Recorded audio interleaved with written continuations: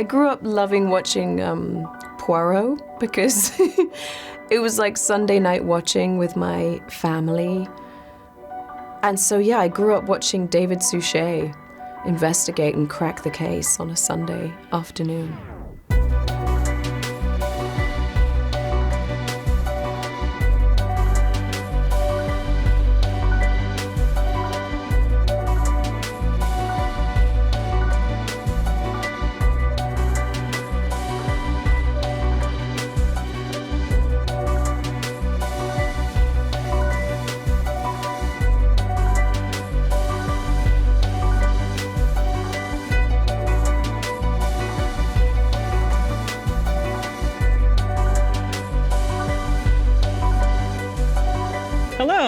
Ollie from the Los Angeles Times, and thank you all so much for being here. Hello. Hello. Hello. Hello. Please. Big fan. Oh, wow.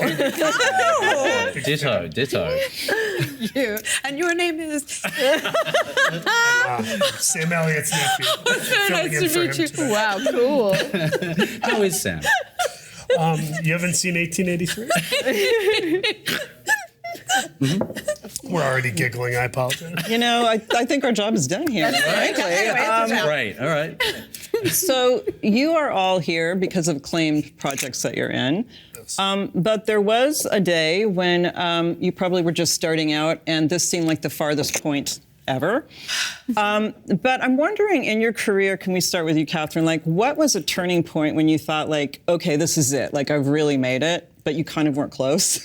It's definitely been a long journey that I still feel like is happening. Like, there was never that moment of like, finally. Like, it's always felt like I've been kind of scrappily just kind of behind something, if that makes sense. There's been a couple of moments, though, that there was a very exciting summer where I was in the movie Step Brothers and a movie called Revolutionary Road in the same summer, and that felt like, and I was a new mom, and so that summer felt very juicy and felt like maybe something was like, like it was, but then it was, it's a Ferris wheel, right? So it's like you never know if that little cart you're on is like up and then it's gonna go, So it was definitely like an exciting moment.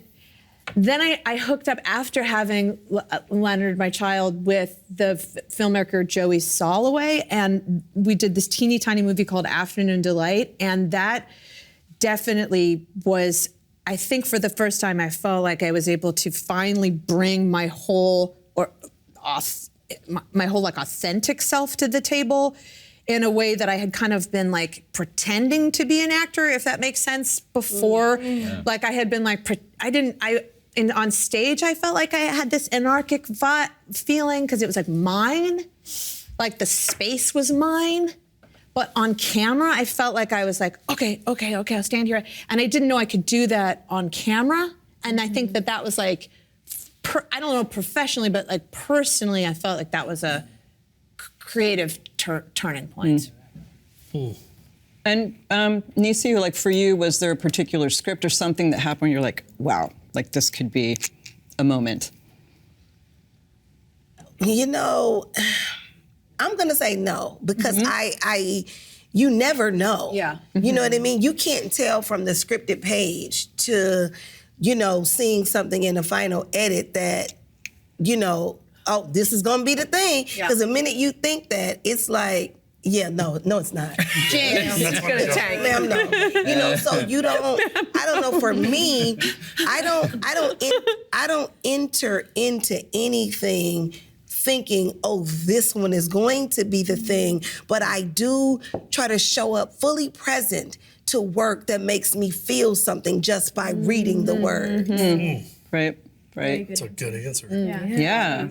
Can any of you follow that up? Really? I do want to cross-talk and comment on what Kathryn said, just because it's a professional thing, but it's a personal thing in the professional realm, which is feeling like you can own your space a little more. Because I don't think, until this thing I did with Taron Egerton, the show, I always feel like a guest. It always feels like an accident. It's always like bring your kid to work day for me in my head.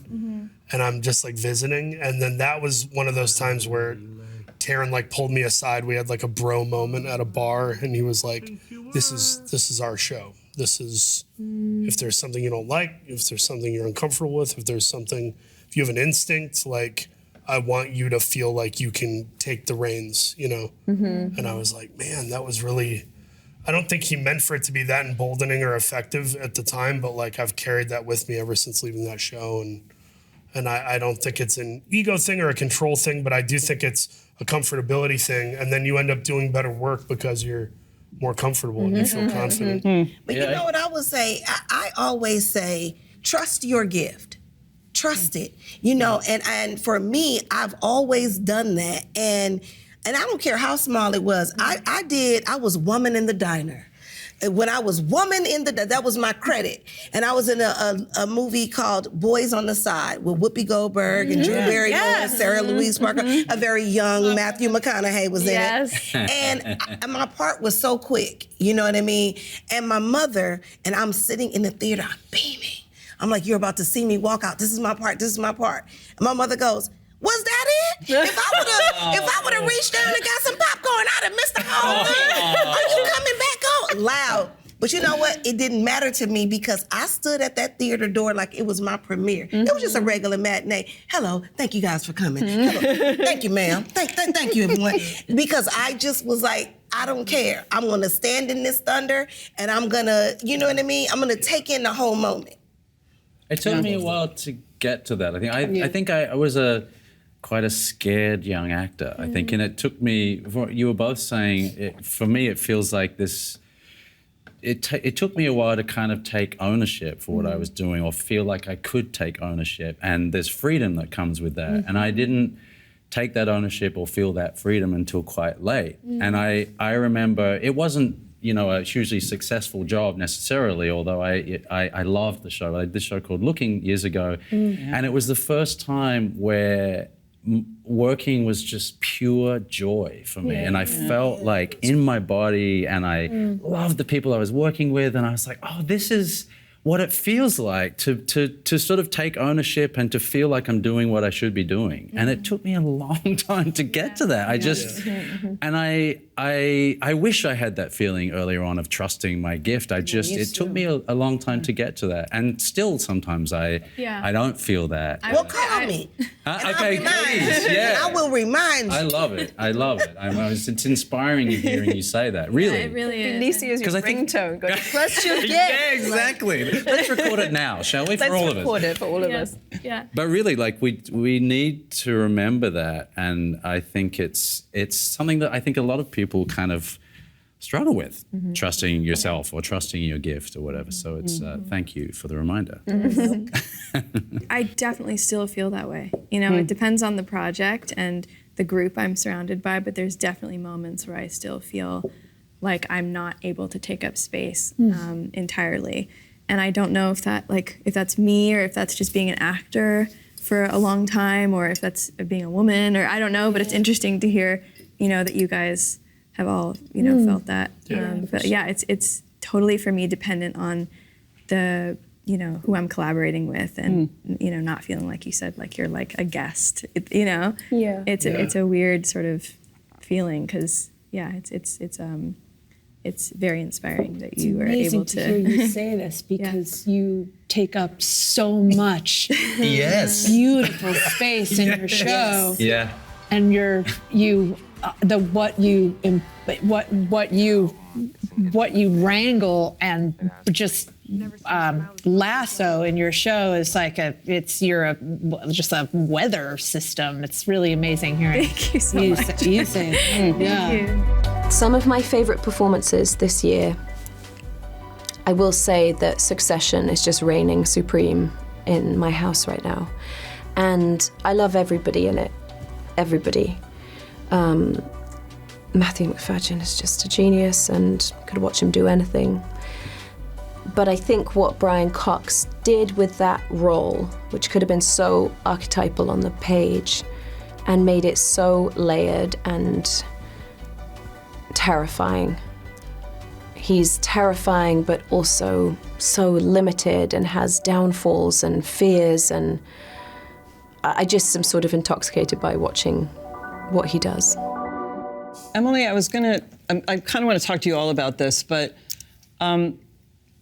the English it's the time period that it's set in really informs, obviously, what, the series is about. And so I'm wondering how much research, or what did you have to do to get into that role? Were you, because it's a revisionist Western, you're this aristocratic British woman there. And so did you have to watch a lot of Clint Eastwood for what did you do to get into that? I mean, I'd always wanted to do a Western because it's such a kind of mythic story space, and it's really a potent world. It's like that world that's built on brutality and revenge and the pursuit of justice, and there are all these great themes running through it.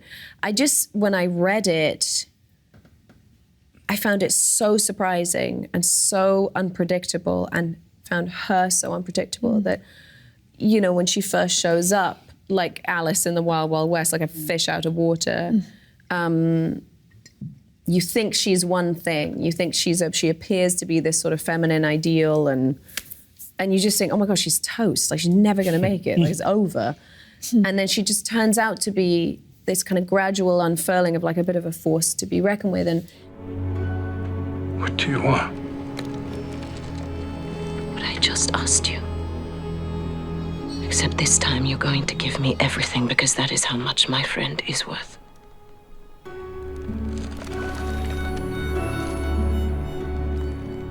he wrote Hugo Blick, who wrote it, with such kind of modernity, and it had such panache to it that it just pierced through me directly. Like when I read it, there was no sort of flowery, a thing that held you at a distance from the piece. You know, it didn't really conform to period dramas. You know, it had this thing that was so modern, and she was so unusual. And I never knew where it was going. So I lent in more into the script, really. Like I grew up watching a lot of Westerns, and like, of course, going into it, I watched like The Unforgiven again, and I watched The Good, Bad, and the Ugly, and I watched all of the spaghetti Westerns, but I felt this was a really groundbreaking version of a Western. Yeah. Something new, you know? So, Niecy, the killings by Jeffrey Dahmer happened decades ago, but that story has a lot of resonance right now, just for the themes of racism and different things we're dealing with in the United States right now. Listen, the themes of the Jeffrey Dahmer story are things that are still happening today. Women still aren't being believed. People are still being, Black and brown people are still being marginalized.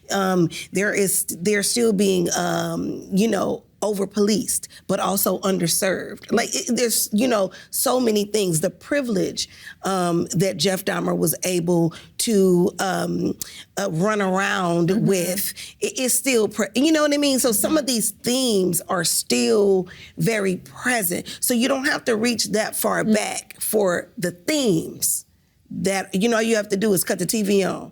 You know what I mean? Or just walk outside. You know what I mean? So there wasn't a far reach back for that. But I think anytime you're playing a real person, there's so much weight to get it right. Yeah. You know what I mean? Yeah. There's a responsibility. It's not casual, to take on a person's likeness and image and place in life and play with it. Yeah. You know what I mean? You have to be completely intentional about the getting it right.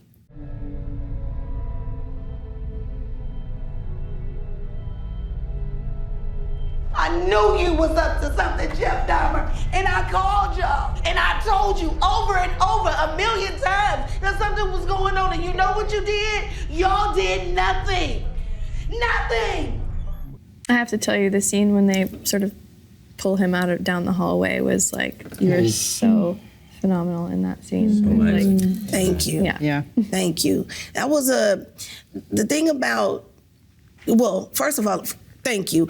But second of all, I'll say it was a gift for me because, like my good friend right here, Paul, I had only been known to be the funny girl. So for a long time, it was difficult for people to see me as anything other than that. You know, I would try to get, you know, submitted for things, and they'd be like, oh, no, we know her. She's hilarious, but thanks. You know, and I stayed on the ride because I was intentional also about people seeing me how I saw myself. You know what I mean? I can do it if you just give me a chance. When you get that opportunity, you know it's like, it's not that I don't try on all these other things, but you're gonna let me do this? Okay, I'm gonna show you your Dahmer role. You know, it's you are playing a serial killer. I mean, you are in Blackbird, you are, and you are terrifying, and I'm a little scared sitting down here. I know, you were very convincing. I know, I was very curious, like how you were, your personality, what your personality is. And he's the sweetest potato. He's so sweet. I'm a total wuss. Yeah, I'm not. Listen, I'm a Jesus-loving, Backstreet Boys singing, pro wrestling watching nerd.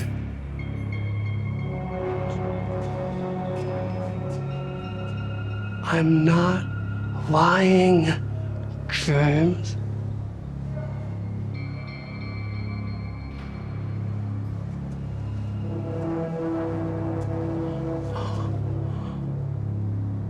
You're not a killer, man.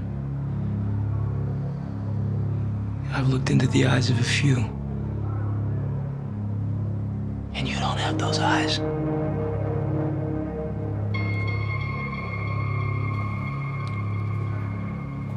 What eyes do I have?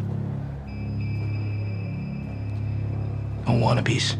Getting that role, I auditioned for that over Zoom with like Dennis Lehane and Alexa Fogel. And people were like, are you sure you want to take that on? And I was like, I feel like this is a really cool role. And if you're going to do the serial killer thing, like, don't you want to do it with a writer like Dennis Lehane, an actor like Taron Egerton? Apple is one of those places that pays people, which is nice. Studios do. So it was like a good situation to walk into. And I just, like you, like, okay, I know I'm the silly, you know, guy, but please let me try to whatever. My favorite performance on television this year, so far, hands down, is Tucker Carlson. Magnificent performance.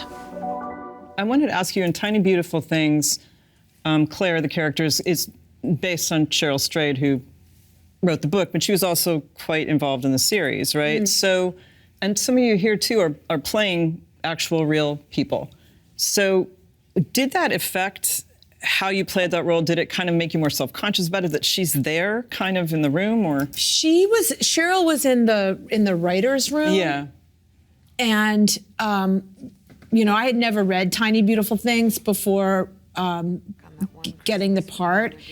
One of the very few, and then I read it, you know, I tore through it, and I think it's like essential human reading. It's so good. I don't know if you guys have read it, but it's beautiful. It's a series of, it's like an advice column that she had written under the name Sugar for this online literary magazine called The Rumpus, and it's just these radically honest advice columns, drawing from her own life, and they're very incredibly generous and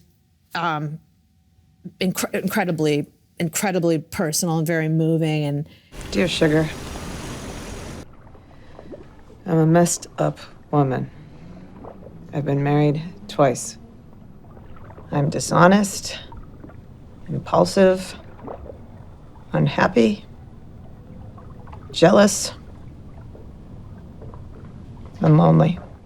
So I was, you know, she was very like, this is not mine. Like, this is not me. This is not. So I had like I felt a lot of freedom there. Yeah. That series is so moving. I cried so many times. Me too. Beautiful. Yeah. One of my favorite performances this year was Matt Smith in House of the Dragon, because I really love watching villainous performances. I wanted to talk about The Last of Us. Oh God, Episode I quit. 3. I watched half of that episode and I was like, I can't watch this. Oh, I have to see it. I have to see it. Me too. Everybody's talking about it. And everyone says it's extraordinary. But I had to take like a 2-week break in that episode. I was like, this is like heart-wrenching. It's very emotional. Did it feel like that when you were doing it, or could you feel that depth in it? Yeah, it was a very unique experience. It, again, the sort of the wonderful thing of having a wonderful script. Like it was a beautiful, heartbreaking script that everyone cried at when they read, you know. I'm not going to give you the every day was a wonderful gift from God speech. I've had a lot of bad days. I've had bad days with you, too. But I've had more good days with you than with anyone else. Nick and I really connected. We knew it was a beautiful story, but it was extraordinary. I mean, it's like, it's why I want to do this. You know, it was an amazing thing to, the episode people felt from it, you know, and it was, because a lot of people watched it, you felt this wave of love that was sort of generated from this episode. I never felt anything quite like it. This. And You really do. It was like, it'll destroy you. I can't wait to be destroyed. It's a beautiful love story. Isn't it like based on a video game? Yeah. So it's like a yes. zombie video game, but it's like emotionally like tearing people's worlds apart. Well, I think it was really cleverly written in that way, because these characters exist in the video game, but this whole story is created for the TV show. So they did, you know, great things in terms of adapting it and like staying very true to the game in some ways, and then in this case for a whole episode that kind of branches off and tells a story about these very peripheral kind of characters. It's funny though, because I remember young men and women, whoever played the game, young people were talking about how the story in the video game was intense, and it wasn't just like the zombie stuff. It was like so it's cool to see that like carried over into the. Well, it's like kind of the engine of the show. It seems. Exactly. I think that's what a lot of people connected to, is that the human stories in this sort of post-apocalyptic, you know, show.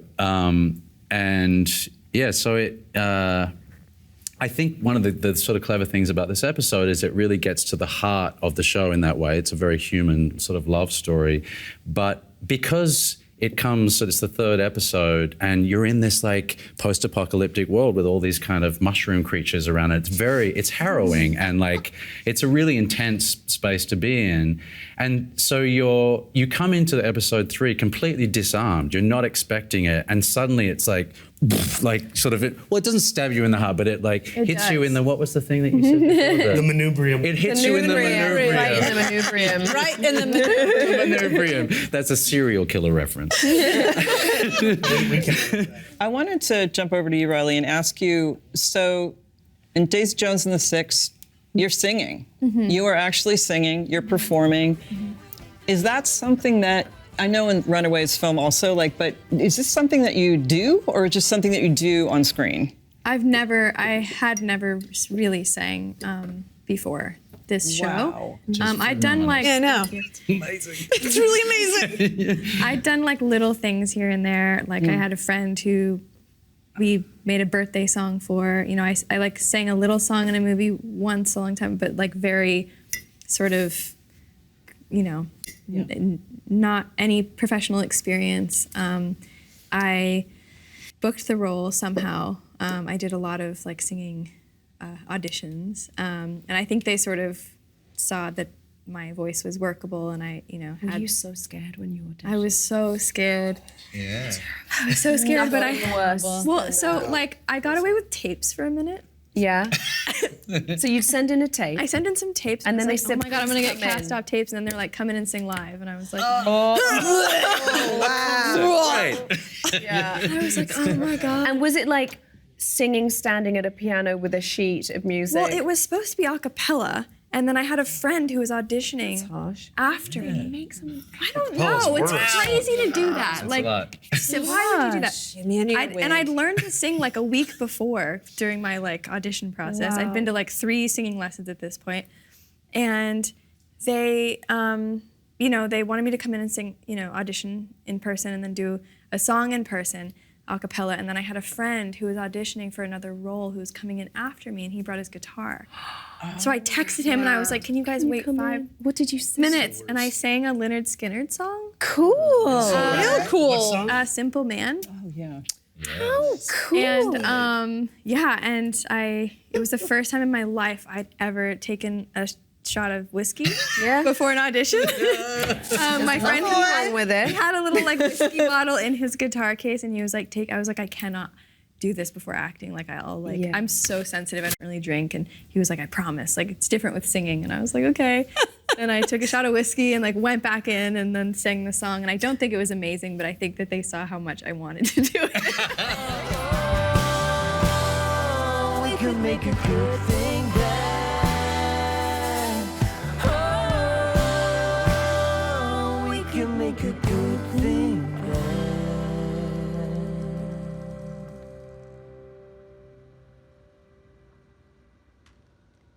It's like when you put that thing on your first resume, you like, I do dialects, Oh, yeah. I can I sing. sing. And then when Voice ride. and then they call you in and was like, They're can like, you let's see please it. juggle? Yeah. We would like, and you're like, damn it. Should have taken that off. Yeah. Time to prove your parachuting and knife fighting.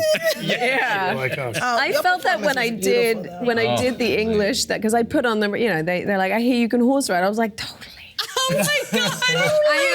I also happen to be like wildly allergic to horses, so I like break out into full hives like all over my face if I go near a horse. So I'm on like tranquilizing antihistamine every day at this Western. But you think you can ride, and then you get on the horse, and the horse is like this.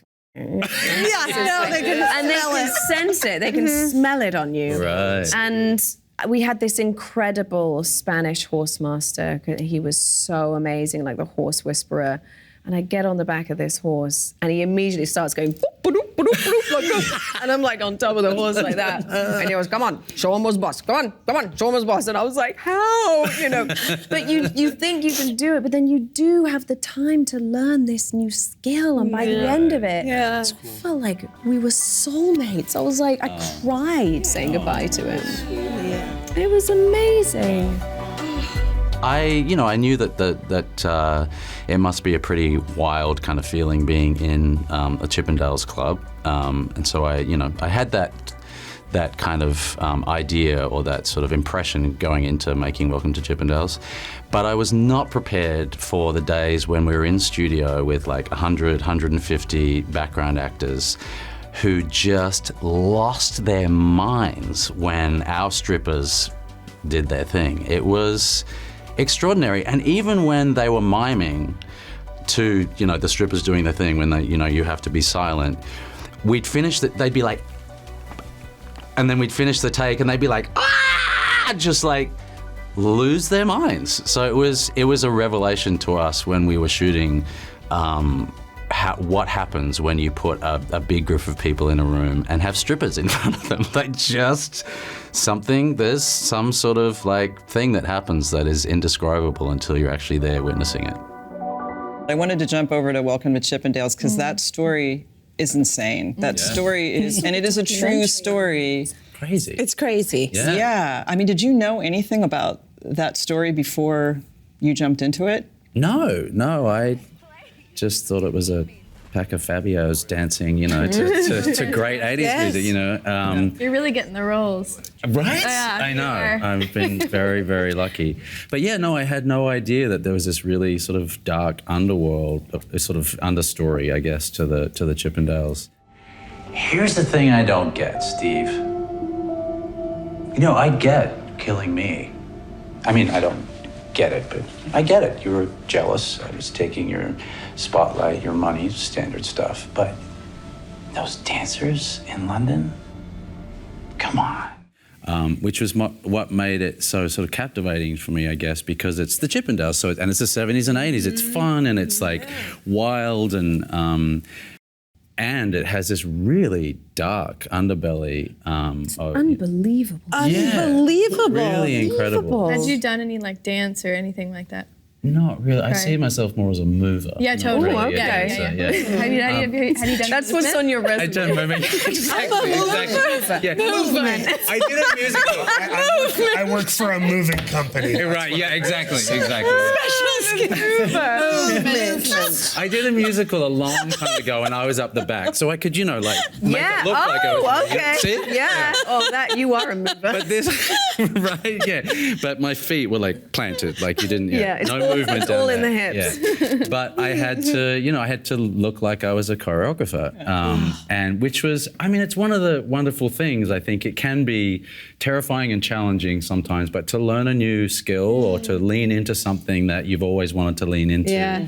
Like, what's the weirdest skill you've ever learned? Yeah. Good question. Oh, weird. That is a good that's a question. What's the weirdest skill? Oh, I have one. of any Go. I had to paint cockroaches in a film Whoa! What? with nail polish. Live I had ones? Live cockroaches. No. With like animal safe nail polish. Nope. And I had to practice. Oh, So I think that's a skill No. That is a real skill. that I have. did you hold That them? is horrifying. So there's a way to hold them. Yes. I had a wrangler, and you have to hold them like in a yeah, in a specific way that's like gentle, and then you have to, I forget now, but I was. Yours is way better than mine. What's I had to go to medical training to do getting on. So I can take your blood pressure. I know how to. that's cool. I know how to do things like that. And then when I did a series called Claws on TNT, Claws. I did learn how to do nails, and I can thread eyebrows with You with the thread. Wow. Yeah. Really? And so we had to learn how to do that. But fun fact, when I was in Getting On, originally my character smoked. I've never smoked a day in my life. I was so terrible at it that they cut it completely out of the thing because I look like somebody who like I don't even know how to do it. And so now the grips, everybody is crowded around trying to teach me how to smoke. Oh. It was just bad. And they were, That's not a skill. You need it. No. I know, right? I think Taryn and I would decompress and kind of cut the acidity of the show by just making each other laugh, just cracking each other up, being really sarcastic. I would try to tickle them or fight them sometimes, and singing. We sang a lot. Taryn and I would sing like the songs from the Muppet Christmas Carol. True story. How much did that sort of mess you up playing such a messed up person? I don't know how else to put that. I think when I was doing it, I didn't think it was that. I don't know. When you're really close to it and you're doing it, I don't know that. For me, I don't know that I was feeling it. I did have a moment where I watched the whole show. I binged it in Dennis Lehane's basement. He has a little movie theater. Because I wanted to know what we made, obviously, and you have to speak intelligently about it when you're doing press. So I watched it, and I really liked the show, but at the end, there's a moment in episode 6 between me and Taryn, and I didn't recognize, it's hard to say this because it sounds like some actor BS, but I didn't recognize myself fully, and so seeing me doing something that scares me a little bit, and knowing that I'm the person who manufactured that moment, so it has to be a piece of me. Yeah. It's not like I'm a magician, it's still me up there. What if someone could send the locations of the girls to the authorities, anonymously? Why? They just did. Then the families would know. They would have that. But why should they have that?